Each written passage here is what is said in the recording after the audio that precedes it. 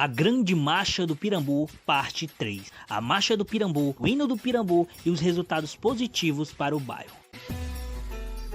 Se você gosta do nosso trabalho de resgatar a história e valorizar ainda mais o nosso bairro, deixe logo a sua curtida, comentário e compartilhe para os seus amigos e familiares. Caso você queira ajudar financeiramente com o projeto Pirambu Pensante, Pix é pirambupensante@gmail.com. O bairro Pirambu, antes da Grande Marcha, não tinha nenhuma urbanização, água encanada, luz e nem contava com uma infraestrutura básica mínima. Os retirantes vindo dos interiores ocupavam clandestinamente a área, daí o crescimento irregular, uma propagação de lotes de tamanhos irregulares das casas modestas e favelas, becos e ruas estreitas, tortuosa e sem saída, inexistência de espaço público e área de lazer. Os ocupantes do Pirambu já contavam em torno de 5.000 pessoas quando apareceram duas famílias alegando que eram donas da área. Os Braga Neto e os Carvalho pressionavam os moradores para desocupassem as terras, mandando lacaios e até agentes públicos para derrubar os barracos. Ao sentir ameaçado, os moradores começaram a se organizar e se unir, mas não tinham liderança e não queriam a interferência da política e não chegavam a um acordo sobre o que fazer. Daí convidaram o Padre Hélio Campos, que já havia um tempo já se formado capelão da Marinha e atuava na igreja de Nossa Senhora dos Navegantes. Descobriram que os Braga Torre e os Carvalho não eram dono de porra nenhuma e sobre a liderança do padre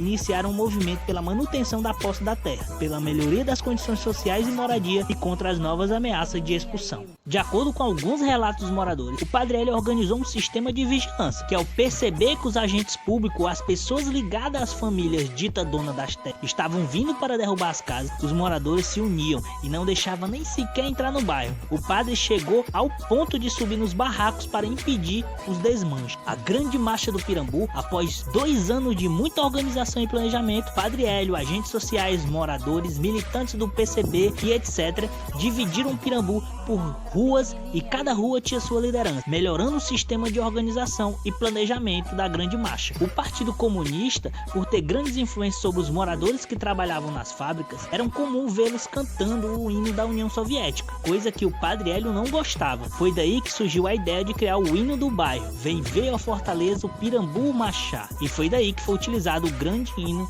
da Marcha do Pirambu. A marcha, muito bem organizada pelos moradores do Pirambu, foi divulgada com receio, medinho da imprensa local, principalmente quando o Padre Hélio afirmou que a mesma era uma advertência aos poderosos do Estado. O movimento se concretizou no dia 2 de janeiro de 1962, quando a população, após a celebração de uma missa no pátio da casa paroquial, saiu encaminhada pelas ruas de Fortaleza. A maioria foi a pé, mas havia ônibus e carroça, uma multidão incalculável. Muitos dizem que foi 20.000 pessoas, outros dizem que foi 40.000, mas tinha cartazes, tinha grito de palavra de ordem, seguia em direção ao centro, onde os manifestantes de forma pacífica passaram a ocupar a Praça da Sé. Foram primeiro ao Palácio do Bispo, onde foram recebidos por Dom Antônio de Almeida Lustosa. Depois desceram para o Palácio da Luz, na Praça General Tibúrcio, onde uma comissão, inclusive o Padre Hélio, foi recebido pelo governador Passival Barroso. Grande aglomeração de pessoas assustou os comerciantes do centro e fecharam as portas, mas a situação se acalmou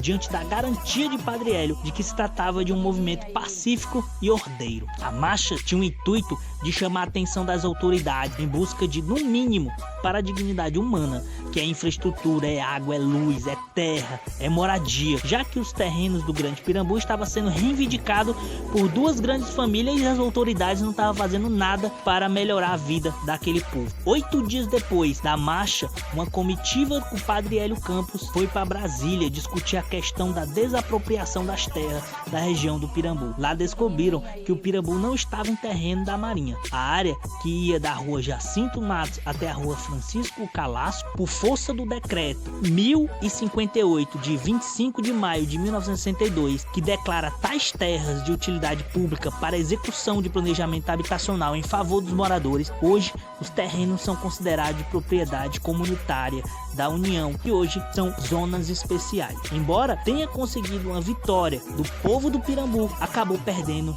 uma de suas maiores lideranças, pois aconteceu o golpe militar de 1964. Os movimentos populares foram desarticulados e suas lideranças ou foram presas ou exiladas ou expulsas. A igreja e a força da repressão trataram rapidamente da transferência do Padre Hélio Campos para o estado do Maranhão, e o Pirambu foi dividido em duas paróquias, Nossa Senhora das Graças e Cristo Redentor, originando então dois bairros distintos.